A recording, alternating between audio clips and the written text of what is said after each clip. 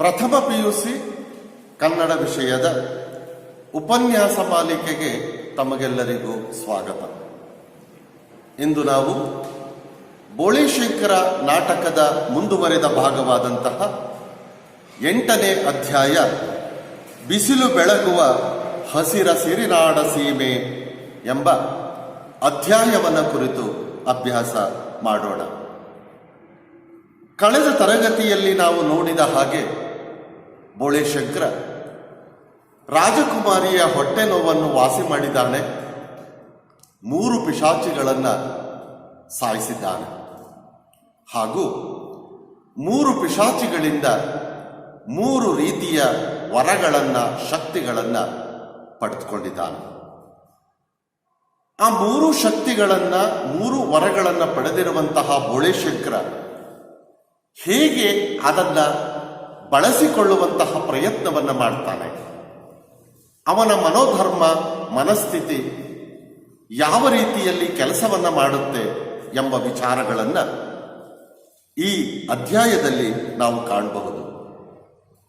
ಈ ಅಧ್ಯಾಯದ ಹೆಸರೇ ಬಿಸಿಲು ಬೆಳಗುವ ಹಸಿರ ಸಿರಿನಾಡ ಸೀಮೆ.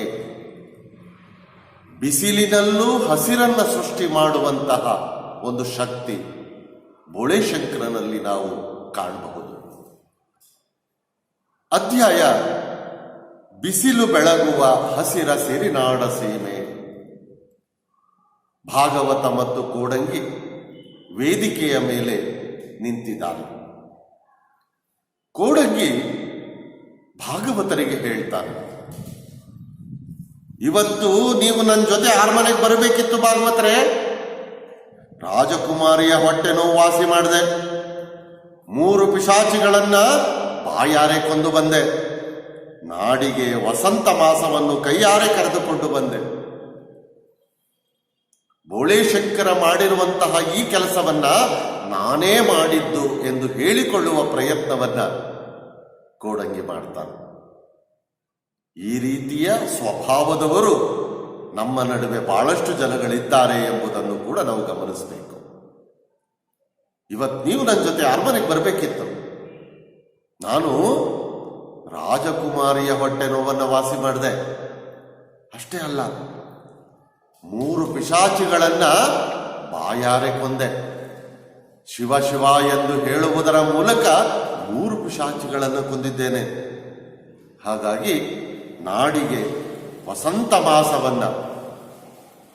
ಮಾಸ ಬಂದಂತಹ ಸಂದರ್ಭದಲ್ಲಿ ಇಡೀ ಪರಿಸರ ಹೇಗೆ ಹಸಿರಿನಿಂದ ಕೂಡಿರುತ್ತದೆಯೋ ಅಂತಹ ಸಮೃದ್ಧಿಯನ್ನ ನಾನು ನಾಡಿಗೆ ಕರೆದುಕೊಂಡು ಬಂದಿದ್ದೇನೆ ಎಂದು ಬೋಳಿಶಂಕರ ಮಾಡಿದಂತಹ ಕೆಲಸವನ್ನ ನಾನೇ ಮಾಡಿದ್ದು ಎಂದು ಹೇಳಿಕೊಳ್ತಾನೆ ಕೋಡಂಗಿ.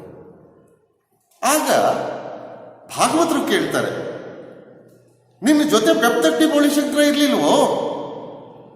ನಾನೇ ಮಾಡಿದ್ದು ಅಂತ ಹೇಳ್ಕೊಳ್ತಿದೀಯಲ್ಲ, ನಿನ್ನ ಜೊತೆಯಲ್ಲಿ ಬೆಪ್ತಟ್ಟಿ ಇರ್ಲಿಲ್ವೇ? ಆಗ ಕೋಡಂಗಿ, ಬೆಪ್ತಗ್ಡಿ ಬೋಳಿಶಂಕರ ಇಲ್ಲದೆ ಇರುವ ಸಂದರ್ಭದಲ್ಲಿ ಬೋಳಿಶಂಕರನ ಬಗ್ಗೆ ಹೇಗೆ ಮಾತಾಡ್ತಾನೆ ಅಂತ. ಆ ಬೆಪ್ತಕ್ಡಿನೇ, ನಿಮಗೂ ಬುದ್ಧಿ ಬೇಡವಾ ಭಾಗವತರೆ? ಆ ಬೆಪ್ತಕ್ಡಿಗೊಂದು ತಲೆನ, ಬುದ್ಧಿ ಇದೆಯಾ, ಅವನ ತಲೆ ಇದೆಯಾ ಅವನಿಗೆ? ನೀವು ಹೇಳೋ ಮಾತುಗೊಂದು ಅರ್ಥ ಬೇಡವಾ? ಆ ಬೆಪ್ತಕ್ಡಿನ ನನ್ನ ಜೊತೆಲಿ ಇಟ್ಕೊಳಕ್ ಸಾಧ್ಯವೇ? ಬೆರಳಿನ ಗಂಟು ಹಿಡಿದೇ 5 ಎಣ್ಸೋದಿಕ್ ಬರೋದಿಲ್ಲ. 5 ಎಣ್ಸೋದಿಕ್ಕೆ ಬಹಳ ಕಷ್ಟಪಡ್ತಾನೆ. ಬೆರಳನ್ನ ಹಿಡಿದುಕೊಂಡು 5 ಎಣ್ಸೋದಿಕ್ಕಾಗೋದಿಲ್ಲ ಅವನಿಗೆ. ಆ ದಡ್ಡ ಇದನ್ನೆಲ್ಲ ಮಾಡಬಲ್ಲಲ್ಲ, ಇದನ್ನೆಲ್ಲ ಮಾಡ್ತಾನ ಅವನು. ಮನುಷ್ಯ ಮತ್ತು ಪಿಶಾಚಿಗಳ ಮಧ್ಯೆ ವ್ಯತ್ಯಾಸ ತಿಳಿಯೋದಿಲ್ಲ ಅವನಿಗೆ. ಮೋಸ ಹೋಗಲಿಕ್ಕೆ ಹುಟ್ಟಿರೋ ಆ ಬೆಪ್ತಡ್ಡಿ ಬೋಳಿಶಂಕರ ಹೀಗೆ ಬೋಳಿಶಂಕರನನ್ನು ಬೈಯುತ್ತಾ ಏನೋ ಹೇಳುವುದಕ್ಕೆ ಮುಂದಾಗ್ತಾನೆ. ಅವನಿಗೆ ಮನುಷ್ಯನಿಗೂ ಪಿಶಾಚಿಗಳ ಮಧ್ಯೆ ಇರುವ ವ್ಯತ್ಯಾಸ ಗೊತ್ತಾಗೋದಿಲ್ಲ.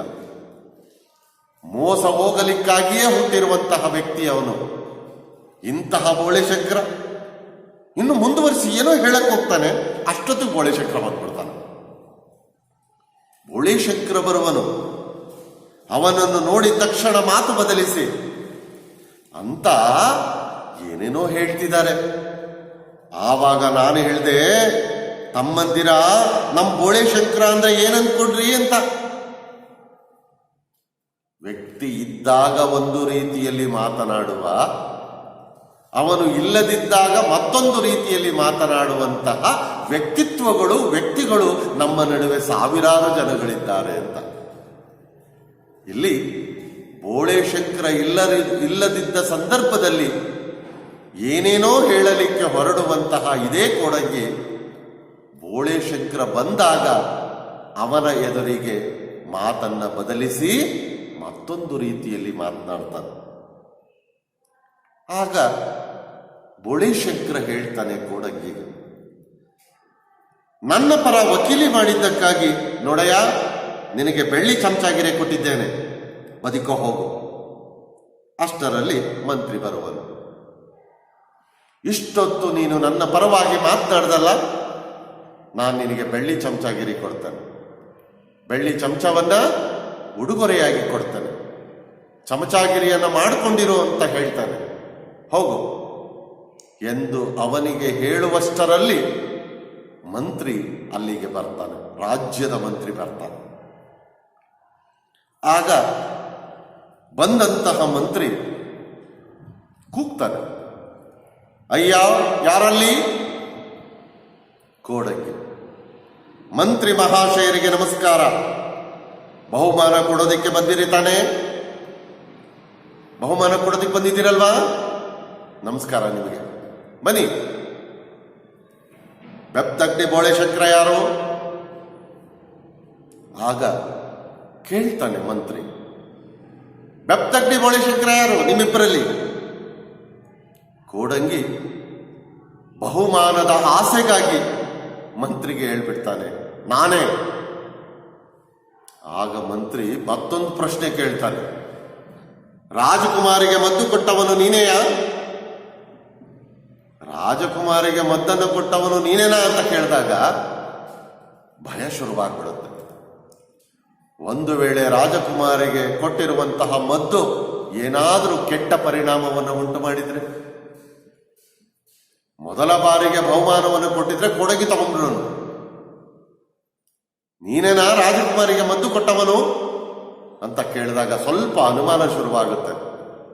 ಓಹೋ, ರಾಜಕುಮಾರಿಗೆ ಏನೋ ಎಡವಟ್ಟಾಗಿದೆ, ಕೆಟ್ಟ ಪರಿಣಾಮ ಉಂಟಾಗಿದೆ, ನಾನ್ಯಾಕೆ ಸಿಕ್ಕಾಕೊಳ್ಬೇಕು ಅಂತ ಮನಸ್ಸಿನಲ್ಲಿ ಅಂದ್ಕೊಂಡು ಹೀಗೆ ಹೇಳ್ತಾನೆ.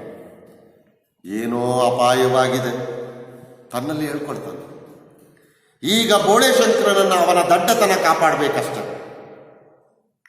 ಅವನ ದಡ್ಡತನ ಅವನನ್ನು ಕಾಪಾಡಬೇಕು. ಆಗ ಮಂತ್ರಿಗೆ ಹೇಳ್ತಾನೆ, ನಾನಲ್ಲ ಸ್ವಾಮಿ, ನನ್ನ ಮಿತ್ರ ಆಗೋ ಅಲ್ಲಿದ್ದಾನೆ ನೋಡಿ. ಅಯ್ಯ, ನನ್ನ ಗಳಸ್ಯ ಕಂಠಸ್ಯ ಮಹಾಮಂತ್ರಿಗಳು ನಿನ್ನ ದಡ್ಡತನಕ್ಕೆ ಬಹುಮಾನ ಕೂಡ ಬಂದಿದ್ದಾರೆ. ಬಾ ತಗೊಂಡು ನೀನು ಹುಟ್ಟಿದ್ದನ್ನ ಸಾರ್ಥಕ ಮಾಡಿಕೋ.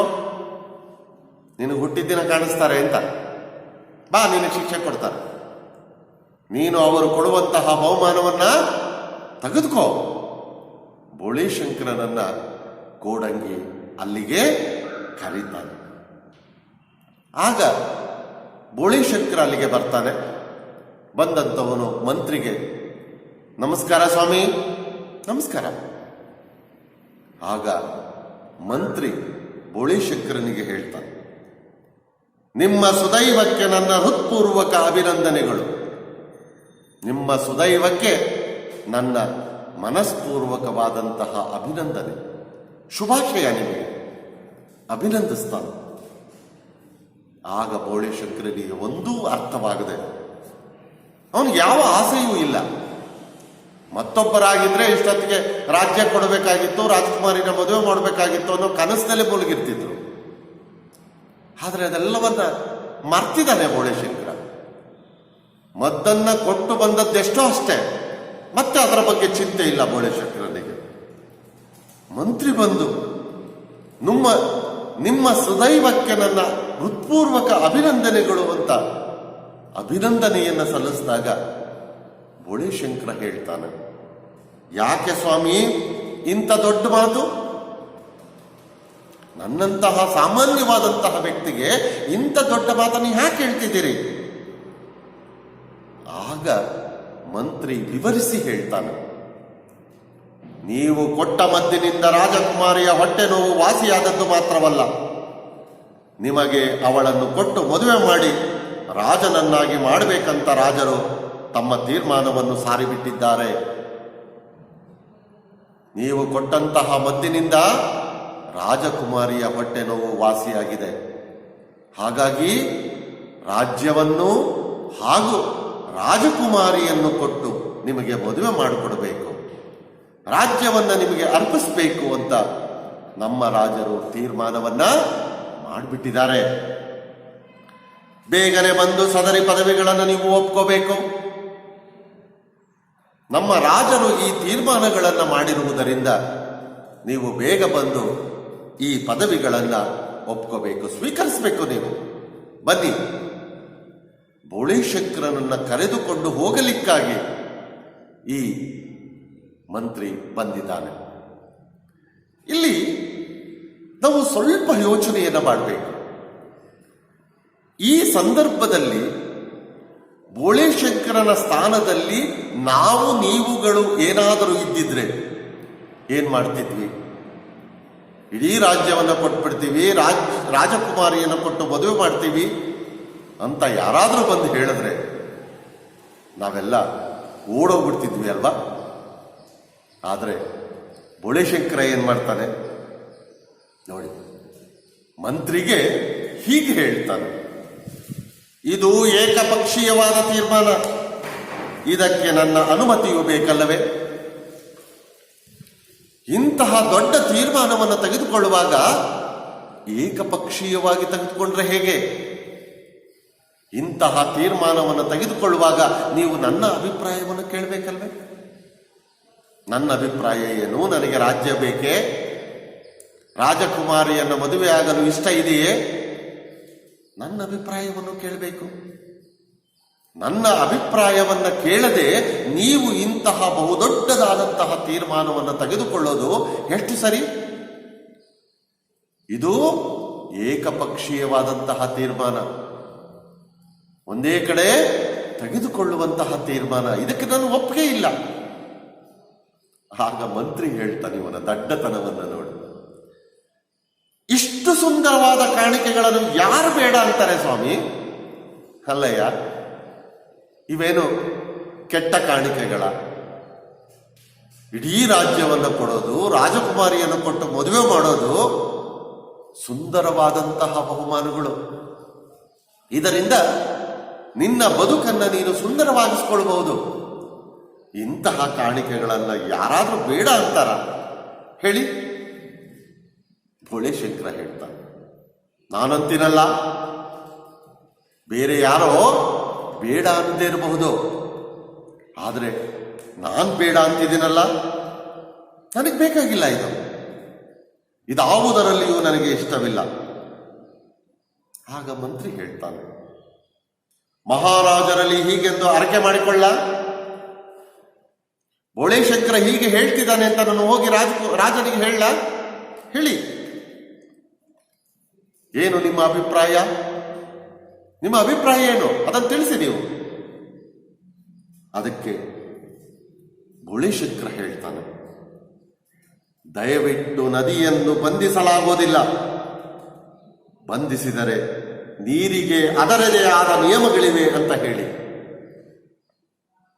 ಹರಿಯುವ ನೀರನ್ನು ಬಂಧಿಸುವುದು ತಪ್ಪು. ನೀರು ಹರಿಯುವುದು ನೀರಿನ ಸಹಜವಾದಂತಹ ಗುಣ. ಅಂತಹ ನೀರು ಹರಿಯುವುದಕ್ಕೆ ನಾವು ಅವಕಾಶವನ್ನ ಮಾಡಿಕೊಡಬೇಕು.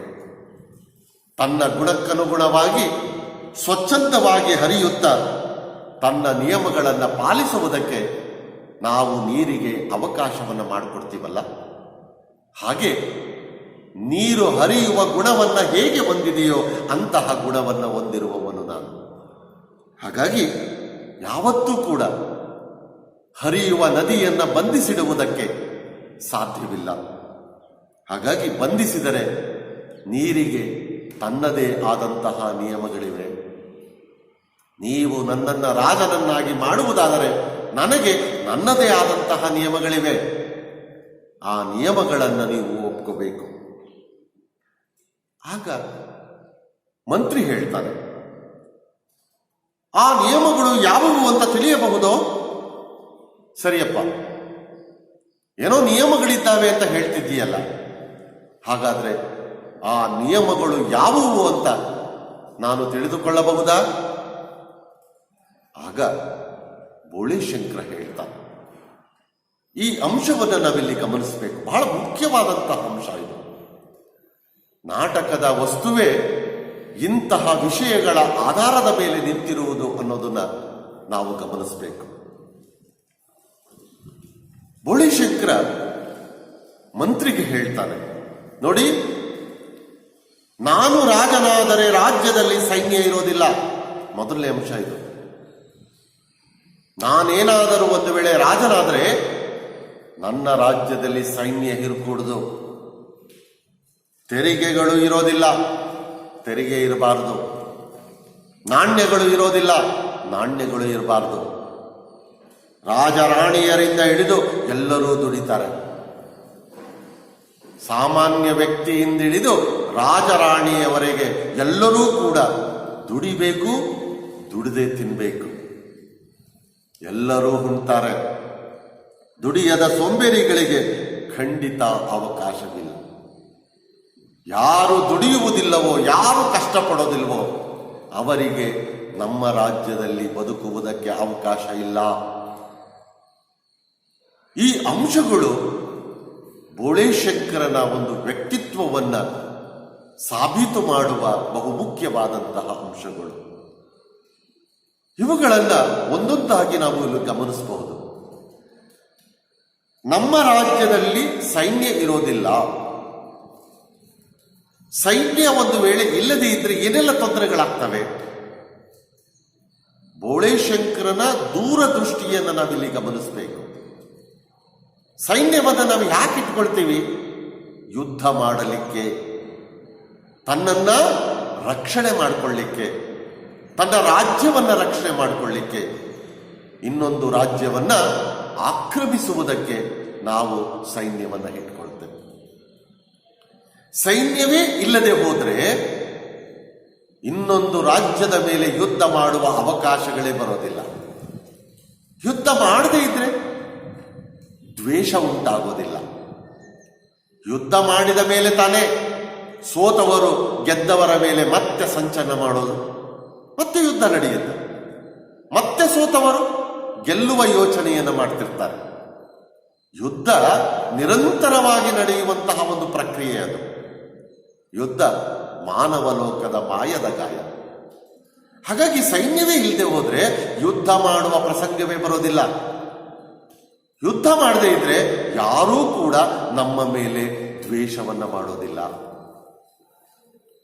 ಮತ್ತು ಎರಡನೇ ಅಂಶ, ತೆರಿಗೆ ಇರೋದಿಲ್ಲ. ತೆರಿಗೆ ಸಂಗ್ರಹಣೆ ಮಾಡುವುದು ರಾಜನ ಒಂದು ವ್ಯವಸ್ಥೆಯ ಮುಖ್ಯ ಗುರಿ.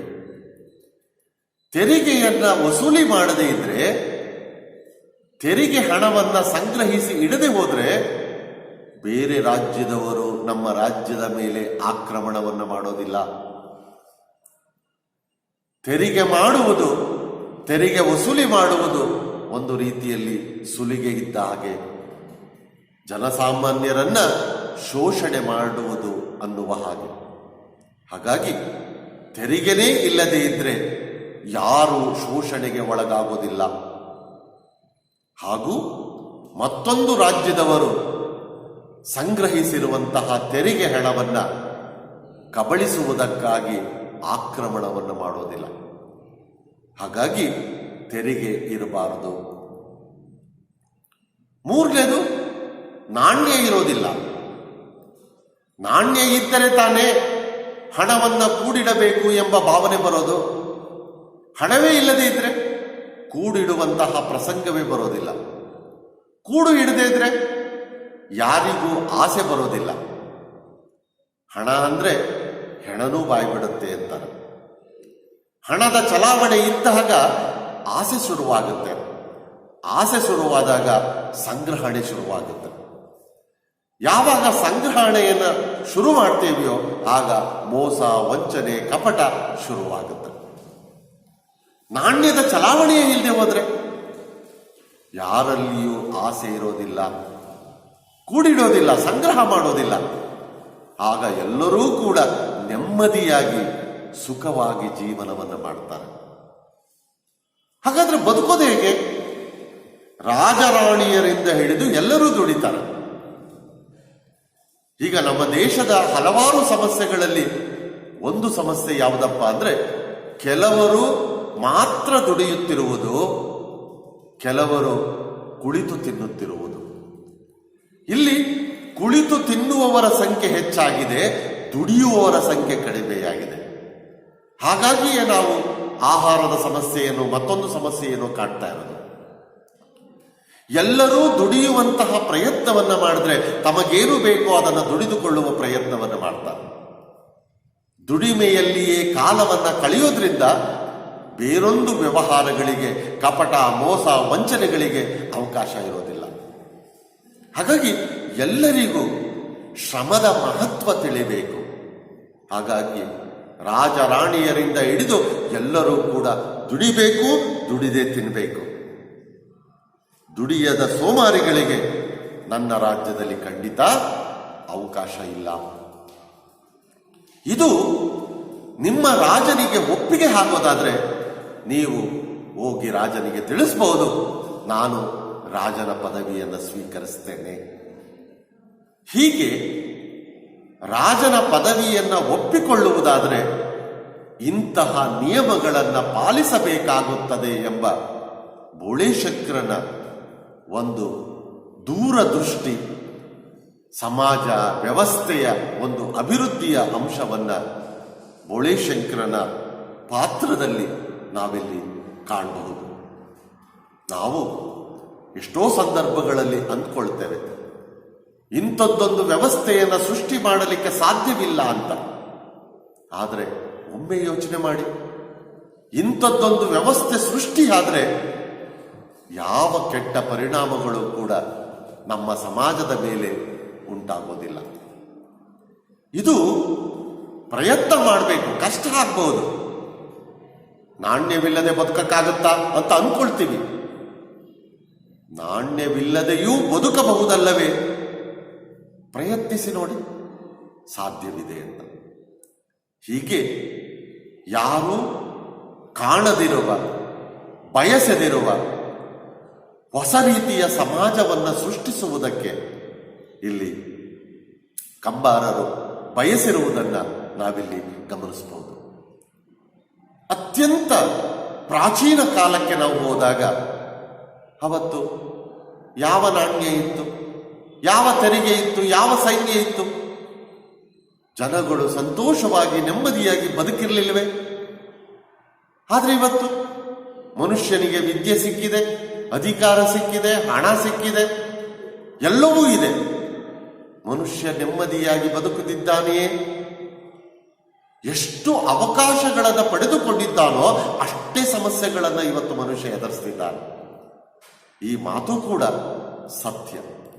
ಹೀಗಾಗಿ ಬೋಳೇಶಂಕರನ ಪಾತ್ರದ ಮೂಲಕ ಚಂದ್ರಶೇಖರ್ ಕಂಬಾರ ಅವರು ತನ್ನ ಮನಸ್ಸಿನಲ್ಲಿರುವಂತಹ ಆಸೆಯನ್ನ, ಇಂಥದ್ದೊಂದು ಸಮಾಜವನ್ನು ನಿರ್ಮಿಸಬೇಕು ಎಂಬ ಕನಸನ್ನ ಹೇಳುತ್ತಿರುವುದನ್ನ ನಾವಿಲ್ಲಿ ಗಮನಿಸಬಹುದು.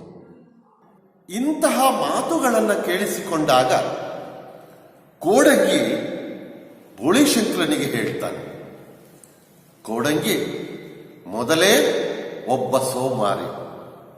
ಹಾಗಾಗಿ ಬೋಳೇಶಂಕರನಿಗೆ ಹೇಳ್ತಾನೆ, ಅಂದ್ರೆ ನಾವು ಉಪವಾಸ ಸಾಯಬೇಕಂತ ಅಲ್ಲಪ್ಪ, ದುಡಿಯದ ಸೋಮಾರಿಗಳಿಗೆ ನನ್ನ ರಾಜ್ಯದಲ್ಲಿ ಅವಕಾಶ ಇಲ್ಲ ಅಂತ ಹೇಳ್ತಿದೀಯಲ್ಲ, ಹಾಗಾದ್ರೆ ನಾವು ಉಪವಾಸದಿಂದ ಸಾಯ್ಬೇಕಾ ಹೇಳು? ಆಗ ಬೋಳೇಶಂಕರ ಹೇಳ್ತಾನೆ, ಅದೇನಿದ್ರು ದುಡಿದವರು, ಮುದುಕರು, ಮಕ್ಕಳು, ದುರ್ಬಲರು ಉಂಡಾದ ಮೇಲೆ ನಿಮ್ಮ ಸರದಿ. ಕೇಳಿ, ಅವರು ಇರಬಾರ್ದು ಅಂತ ಅಲ್ಲ, ಮೊದಲ ಆದ್ಯತೆ ದುಡಿದವರಿಗೆ.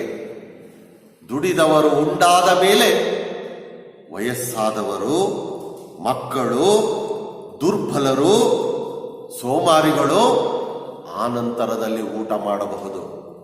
ಮೊದಲು ದುಡಿದವರಿಗೆ ಆದ್ಯತೆ. ಈ ಅಂಶವನ್ನು ಕೂಡ ನಾವಿಲ್ಲಿ ಗಮನಿಸಬೇಕು. ಯಾವ ರಾಜ್ಯ, ಯಾವ ದೇಶ, ಯಾವ ಸಮಾಜ ದುಡಿದವರಿಗೆ ಮೊದಲ ಆದ್ಯತೆಯನ್ನ ಎಲ್ಲಿಯವರೆಗೆ ಕೊಡೋದಿಲ್ಲವೋ ಅಲ್ಲಿಯವರೆಗೂ ಆ ಸಮಾಜ ಉದ್ಧಾರ ಆಗುವುದಿಲ್ಲ.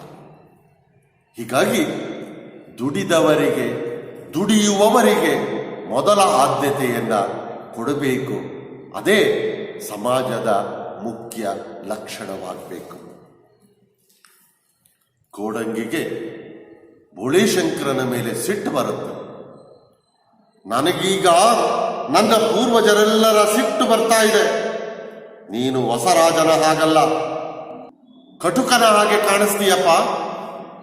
ಕಟುಕನ ಹಾಗೆ ಕಾಣಿಸ್ತಿದೀಯಲ್ಲ ನೀನು ಹೊಸ ರಾಜನ ಹಾಗಲ್ಲ. ನೀನು ಎಲ್ಲ ರಾಜರಂತೆ ನಡೆದುಕೊಳ್ಳುವ ಪ್ರಯತ್ನವನ್ನು ನೀನು ಮಾಡ್ತಿಲ್ಲ. ಕಟುಕನ ಹಾಗೆ, ಕೆಟ್ಟವನ ಹಾಗೆ ನೀನು ಕಾಣಿಸ್ತಾ ಇದ್ದೀಯ. ಹಾಗಾಗಿ ನನ್ನ ಪೂರ್ವಿಕರೆಲ್ಲರ ಮೇಲೆ ಸಿಟ್ಟು ಬರ್ತಾ ಇದೆ. ಆಗ ಮಂತ್ರಿ ಕೇಳ್ತಾನೆ, ಕೆಲವು ತನಗಾಗಿರುವಂತಹ ಗೊಂದಲಗಳನ್ನು ಪರಿಹಾರ ಮಾಡಿಕೊಳ್ಳಿಕ್ಕೆ ಬೋಳೇಶಂಕರನಿಗೆ ಪ್ರಶ್ನೆ ಮಾಡ್ತಾನೆ. ಹಾಗಾದ್ರೆ ಅನ್ಯರ ದಾಳಿಗಳಿಂದ ಪ್ರಜೆಗಳಿಗೆ ರಕ್ಷಣೆ ಬೇಡವೇ? ಆಯ್ತಪ್ಪ, ನೀನು ಸೈನ್ಯ ಬೇಡ ಅಂತ ಹೇಳ್ತಿದ್ದೀಯ, ಸರಿ ಒಪ್ಕೊಳ್ಳೋಣ. ಒಂದು ವೇಳೆ ಬೇರೆ ರಾಜ್ಯದವರು ಯುದ್ಧಕ್ಕೆ ಬಂದ್ರೆ ನಮ್ಮ ರಾಜ್ಯವನ್ನ, ನಮ್ಮ ಪ್ರಜೆಗಳನ್ನ ರಕ್ಷಣೆ ಮಾಡಬೇಕಾದ್ರೆ ನಮಗೆ ಸೈನ್ಯ ಬೇಕಲ್ವೇ? ಯಾಕೆ ನೀನು ಸೈನ್ಯ ಬೇಡ ಅಂತ ಹೇಳ್ತಿದ್ದೀಯ? ಅದಕ್ಕೆ ಬೋಳೇಶಂಕರ ಸ್ಪಷ್ಟೀಕರಣವನ್ನ ಹೀಗೆ ಕೊಡ್ತಾನೆ. ಬಂದವರು ಏನು ಕೊಳ್ಳೆ ಹೊಡಿತಾರೆ? ಏನಾದರೂ ಸಂಗ್ರಹಿಸಿದ್ರಲ್ಲವೇ? ವಿನಿಮಯ ಕೆಲಸದಿಂದಾದರೆ ನಾಣ್ಯದ ಅಗತ್ಯವಿಲ್ಲ. ನಾಣ್ಯ ಇಲ್ಲ ಎಂದಾದ್ರೆ ಸಂಗ್ರಹ ಬೇಕಿಲ್ಲ. ಸಾಮಾನ್ಯವಾಗಿ ಒಂದು ರಾಜ್ಯ ಮತ್ತೊಂದು ರಾಜ್ಯದ ಮೇಲೆ ಯುದ್ಧಕ್ಕೆ ಬರೋದು ಯಾವಾಗ? ಅಲ್ಲಿರುವಂತಹ ಸಂಪತ್ತನ್ನ ಕೊಳ್ಳೆ ಹೊಡೆಯುವುದಕ್ಕಾಗಿ, ಅಲ್ಲಿರುವಂತಹ ರಾಜ್ಯವನ್ನ ಆಕ್ರಮಿಸಿಕೊಳ್ಳುವುದಕ್ಕಾಗಿ. ಅದಕ್ಕೆ ತಾನೇ ಬೇರೆ ರಾಜ್ಯದವರು ಬರೋದು. ನಾವೇನೂ ಸಂಗ್ರಹಿಸಿಲ್ಲ ಅಂದಮೇಲೆ ಬೇರೆ ರಾಜ್ಯದವರು ನಮ್ಮ ಮೇಲೆ ಏಕೆ ಆಕ್ರಮಣವನ್ನ ಮಾಡ್ತಾರೆ? ಯಾಕೆ ಯುದ್ಧವನ್ನ ಮಾಡ್ತಾರೆ? ನಾವು ನಾಣ್ಯದ ಚಲಾವಣೆಯನ್ನ ಬಿಟ್ಟು ವಿನಿಮಯ ಪದ್ಧತಿಯಿಂದ ಕೆಲಸವನ್ನ ಮಾಡಿಕೊಳ್ಳೋದು. ಅಂದ್ರೆ ನಾವು ಬೆಳೆಯುವ ಧಾನ್ಯವನ್ನ ಅವರು ಕೊಡೋದು, ಅವರು ಬೆಳೆದ ಧಾನ್ಯಗಳನ್ನು ನಾವು ತಗೊಳ್ಳೋದು. ಮುಗಿತಲ್ಲ ಜೀವನ. ನಾಣ್ಯಗಳಿದ್ರೆ ತಾನೇ ಸಂಗ್ರಹ ಮಾಡೋದು, ಸಂಗ್ರಹವಾಗಿದ್ದರೆ ತಾನೇ ಅವರು ಯುದ್ಧಕ್ಕೆ ಬರೋದು.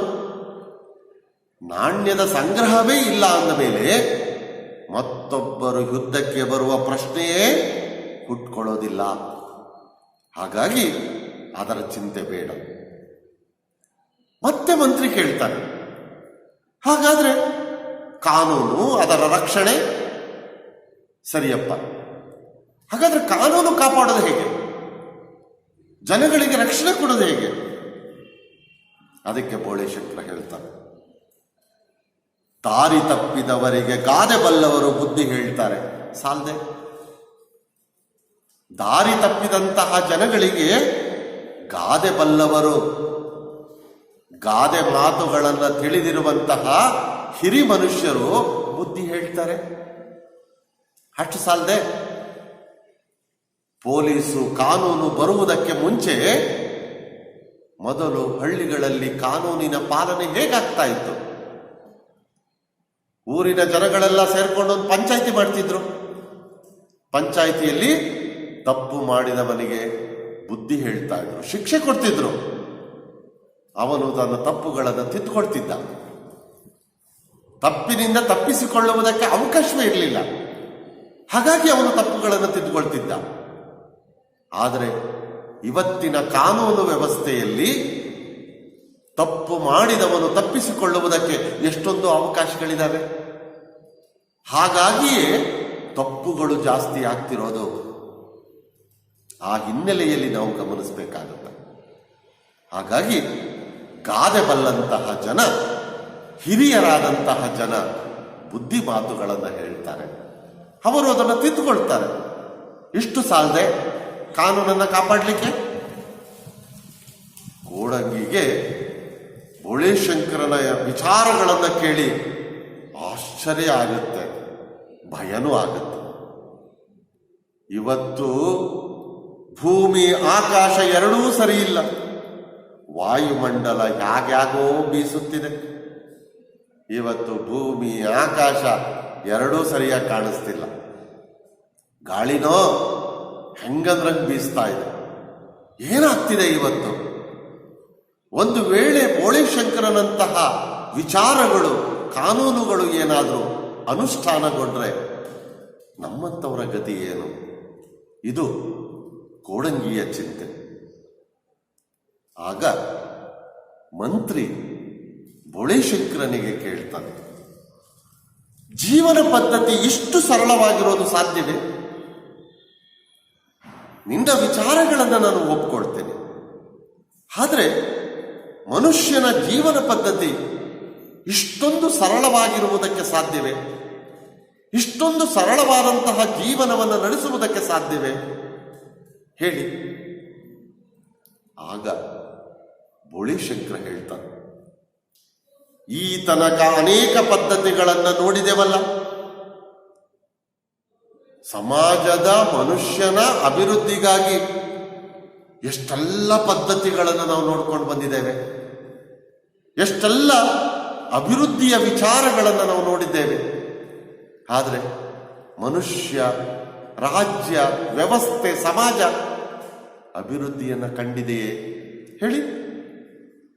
ಅವೆಲ್ಲ ವಿಭಿನ್ನ ಶೈಲಿಯಲ್ಲಿ ಎಂಜಲು ತಿನ್ನೋದನ್ನು ಕಲಿಸಿದವು. ಎಂಜಲು ತಿನ್ನೋದನ್ನ, ಯಾರೋ ಮಾಡಿಬಿಟ್ಟದ್ದನ್ನು ನಾವು ಮಾಡ್ತಿದ್ದೀವಿ. ಇಷ್ಟು ಪದ್ಧತಿಗಳಲ್ಲಿ ನಮ್ಮ ಸ್ವತಂತ್ರವಾದಂತಹ ಅಭಿಪ್ರಾಯಗಳು ಒಂದು ಇಲ್ಲ. ನಾವೇ ಯೋಚಿಸಿ ಸೃಷ್ಟಿಸಿಕೊಂಡಂತಹ ಪದ್ಧತಿಗಳು ಒಂದು ಇಲ್ಲ. ಇವೆಲ್ಲ ಕಾಪಿ. ಇವು ಯಾರೋ ಮಾಡಿದ್ದನ್ನ ನಾವು ಈ ಮಾರ್ಗದಲ್ಲಿ ಹೋದ್ರೆ ಅಭಿವೃದ್ಧಿ ಕಾಣಬಹುದು ಅಂತ ಕಾಪಿ ಮಾಡ್ತಾ ಇದ್ದೀವಿ, ಅನುಕರಿಸ್ತಾ ಇದ್ದೀವಿ. ನಾವು ಎಂಜಲು ತಿನ್ನೋದನ್ನು ಕಲ್ತ್ಕೊಂಡು ಬಂದ್ಬಿಟ್ಟಿದ್ದೇವೆ ಅಷ್ಟೇ. ಇದಕ್ಕಿಂತ ಸರಳ ಮತ್ತು ಉಪಯುಕ್ತ ಪದ್ಧತಿಗಳಿದ್ದಾವು. ಅದೇನಿದ್ದರೂ ಈ ವಿಧಾನದ ಮೂಲಕ ತಿಳಿಯಬೇಕಷ್ಟೆ. ನಾವು ಇದನ್ನು ಬಿಟ್ಟು ಯೋಚನೆ ಮಾಡಬೇಕು.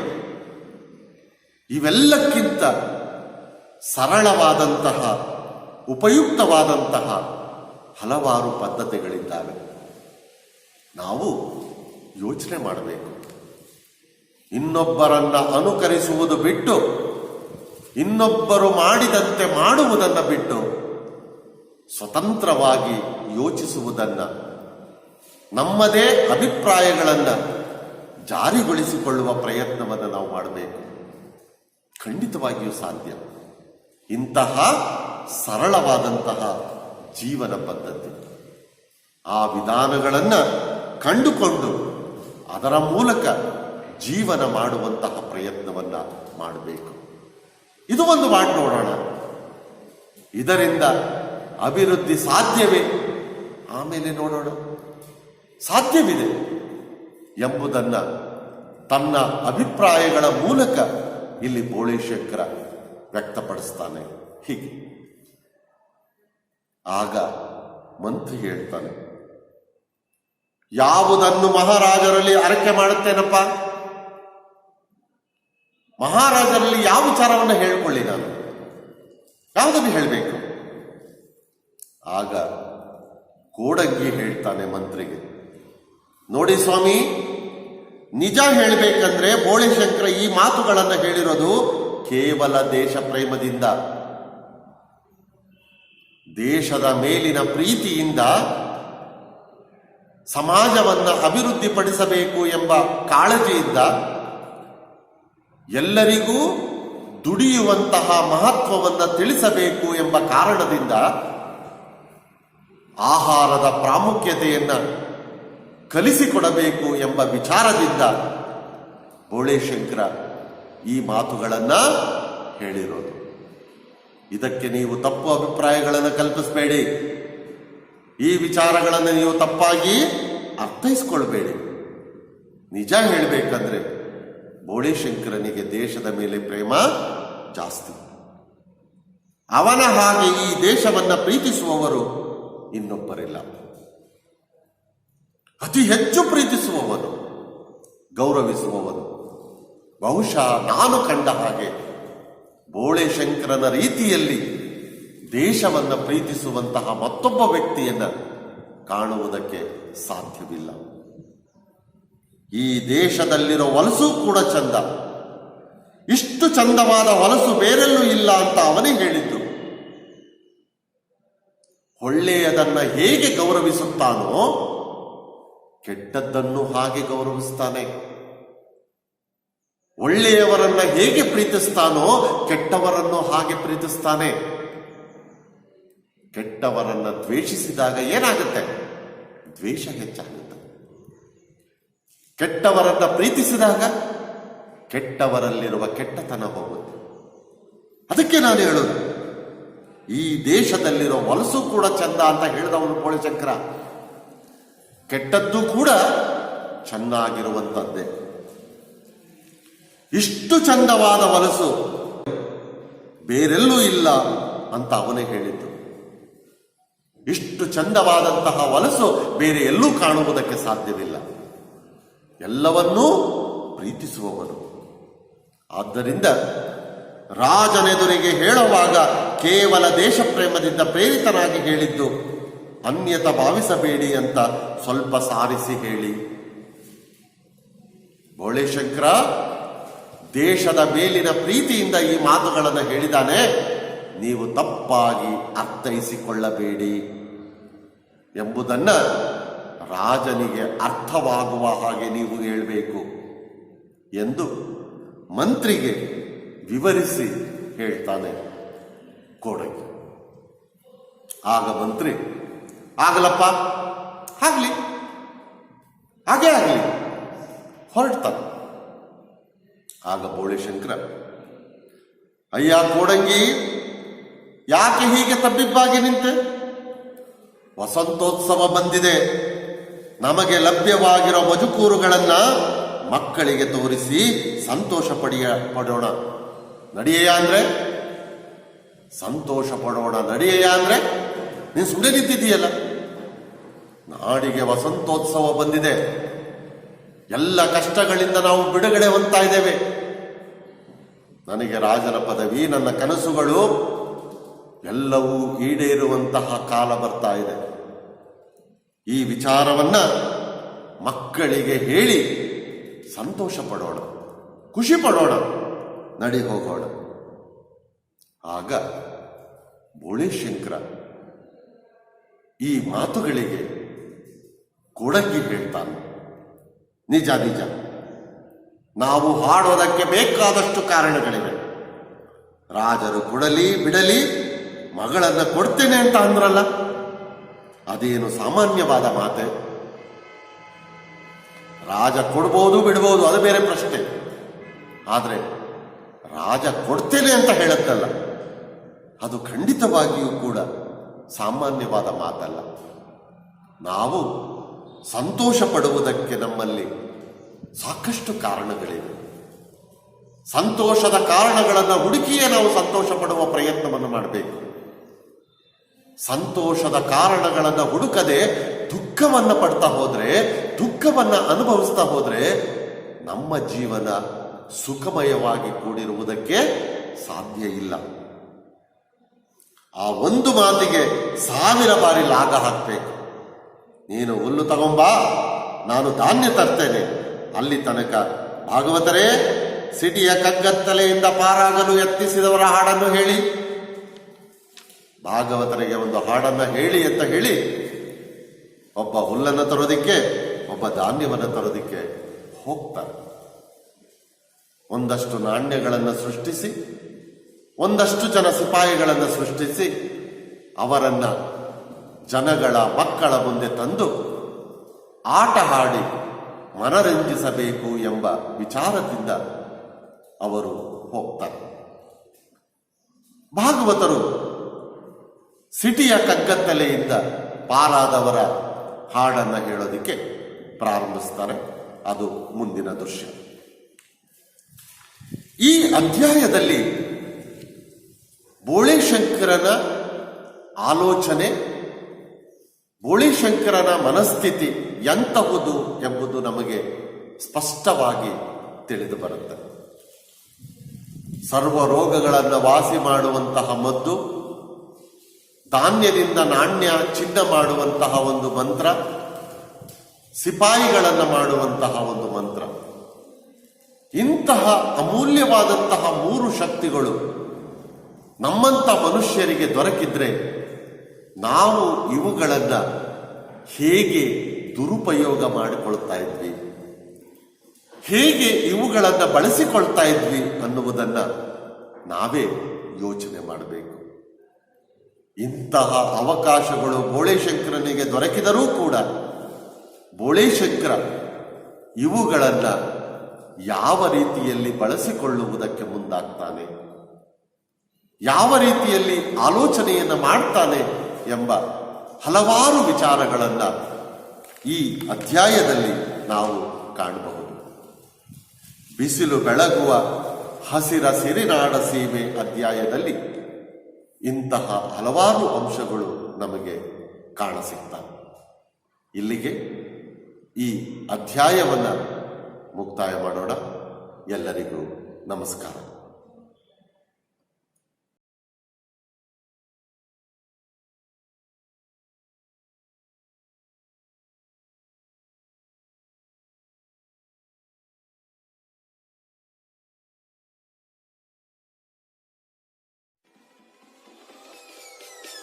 Peace.